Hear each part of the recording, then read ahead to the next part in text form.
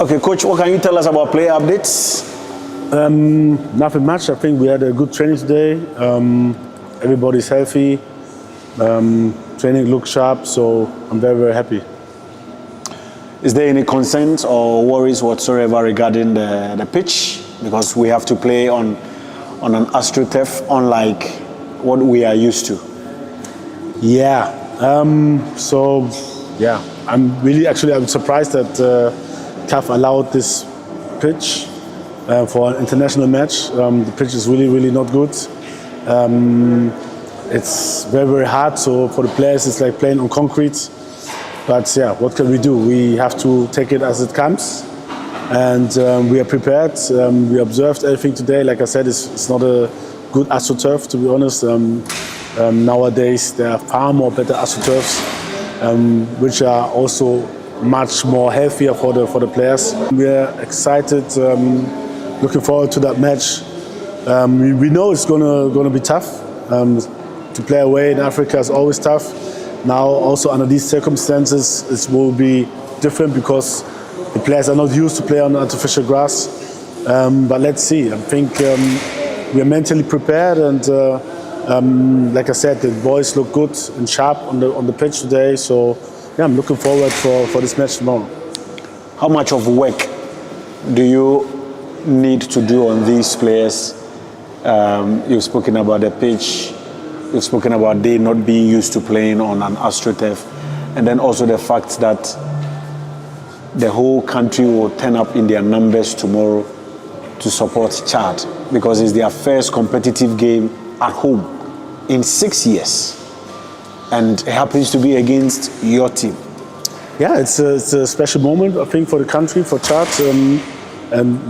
But like I said, we have to really focus on the game. We blend everything else out, and we know what our aim is. Our aim is to qualify for the World Cup, and if we beat Chad, we'll be getting closer. So we do everything we can to win this match. Coach, just throw more light on the absence of two players, Joseph Pinto, Alexander Jiku. Reasons already known. Joseph arrived late, so couldn't join the team. Jiku is in Russia, moving to a new club. How much of a miss are these two players? Yeah, important players. Otherwise, I wouldn't have invited them.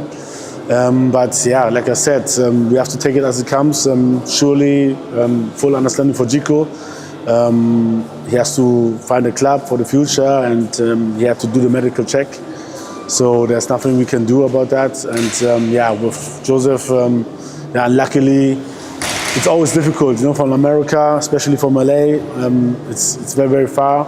And sometimes, if there's one delay in any flight, you can't get the connection flight, and this is what happened to him. And unfortunately, he can't be joining us, but I'm looking forward for the next game, also for him to be part of the team.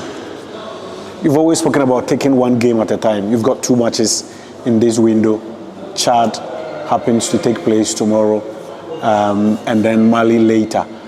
Is that the same approach? Is it the same mentality? Is it the same focus, that you carry into this match?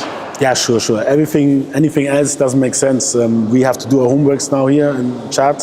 We have to win this match to keep those who are behind us at least with the same points behind us. And if we are a little bit lucky, we can even extend the points. So we have to do our homework, and the worst thing we can do is to underrate Chad. I hear a lot of people talking about Chad as if they're not that good, and it's an easy win. People are already talking about the World Cup, but I think this is the biggest mistake we could do, to underrate a team, to think we have already made it. No, it's hard work. It's going to be very, very hard tomorrow. It's going to be hot. It's an AstroTurf. It's a different terrain. They are at home. The fans will be cheering for them. So it's going to be difficult. Nowadays in football, there are no more small teams. And I know that surely if we get an early goal or so, it can be easier. But in football, anything can happen. And like I said, we don't have to underrate them. We have to be focused. We have to be concentrated. And we have to believe in ourselves. These are good points you have raised. But the fact that on paper, everybody look at Ghana and Chad, and they think it's a foregone conclusion. Ghana will start at favourites. Ghana is on top of Group I. Chad haven't even won a single point from all the matches they have played, so far in 6 games. Do these points increase the burden of expectations? And does it also increase the burden to deliver in tomorrow's game? Sure. I mean, like I said, we're very close, but we're not there yet. And I just try to emphasize the players that they have to work even harder now. Nobody should relax or think it will go by itself. It's hard work, and for this we have to be very, very sharp and focused and to push each other. And then I think if we do so, we will get the right results. I like it this way rather than the other way around. So we have a lot of options. Really, a lot of Ghanaians are doing good all over the world.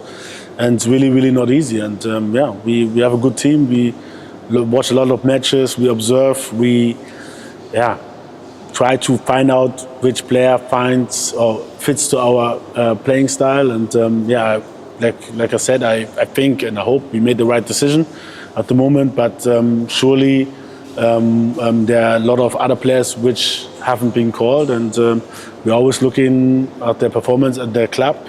And surely also the performance which they had here.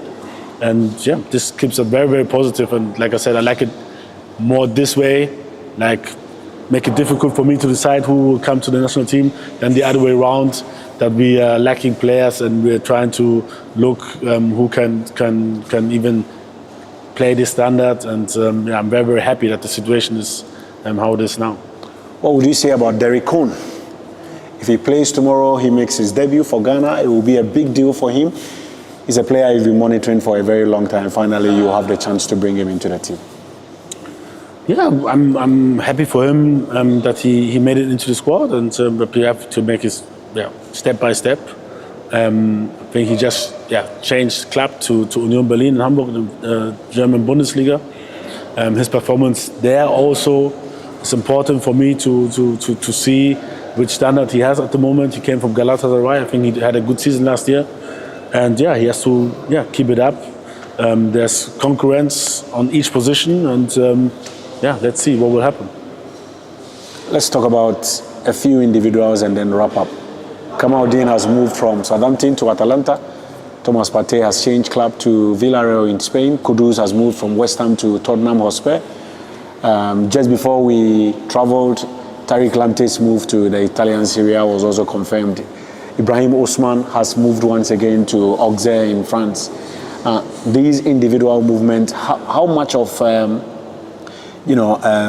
benefit do you make from these kinds of movement and what they bring to the team? I think in general every player should look to challenge himself, and if you have the possibility to, let's say, play on a higher stage or on a better team, you will improve yourself, and this is also a plus for the national team. And once Kudus improves, because Tottenham is a stronger team than West Ham, it's better for us because it will challenge him more every day in training, but also the games.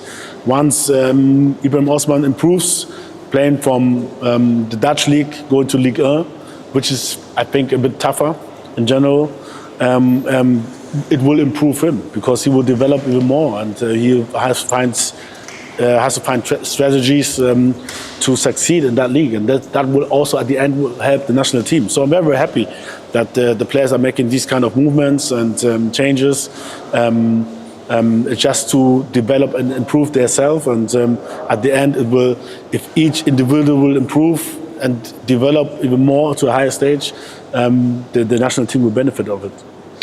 Okay, Coach, good luck. Thank you very much.